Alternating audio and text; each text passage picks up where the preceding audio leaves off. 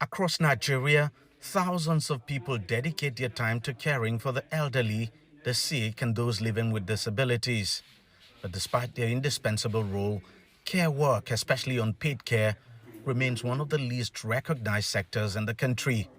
At the Bliss Caregivers, a Lagos-based professional caregiving agency, that story has been rewritten.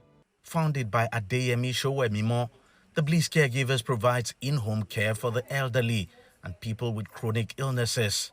But for him, this mission is deeply personal. Bliss Caregivers is a company that I got the inspiration to start as far back as 1990, when my dad was down with kidney failure. And as at that point was the time I was trying to get university admission, so I was the informal caregiver. I was the one taking care of him.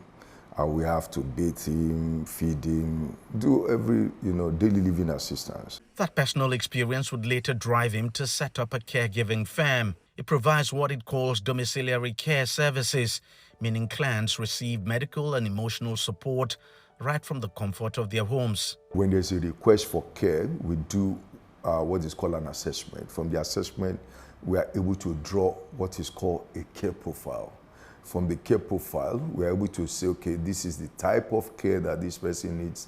This is the scope of care that the person needs. So the care, basically they are rendered through maybe care through a registered nurse or a nursing assistant or a CHICH, who are community health workers, or just experienced, trained caregivers.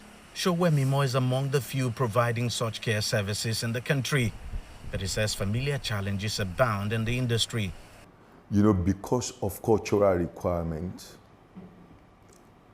people, normally the elderly, they will prefer unpaid caregivers. That means family members or friends. Most of them, they are not disposed to, paid caregivers coming in, because they believe by the time you bring in paid caregivers, they begin to have sense of abandonment. In fact, that's why even residential care homes, you face that. Most elderly people don't want to go there. Professional caregivers say while the job is fulfilling, it comes with its own emotional toll. It is stressful. It's not like an easy job. It's stressful because most times, most clients tend to look down on caregiver. They tend to see caregivers like a maid or a slave. So it is kind of difficult for caregivers because we are not really treated right as we should.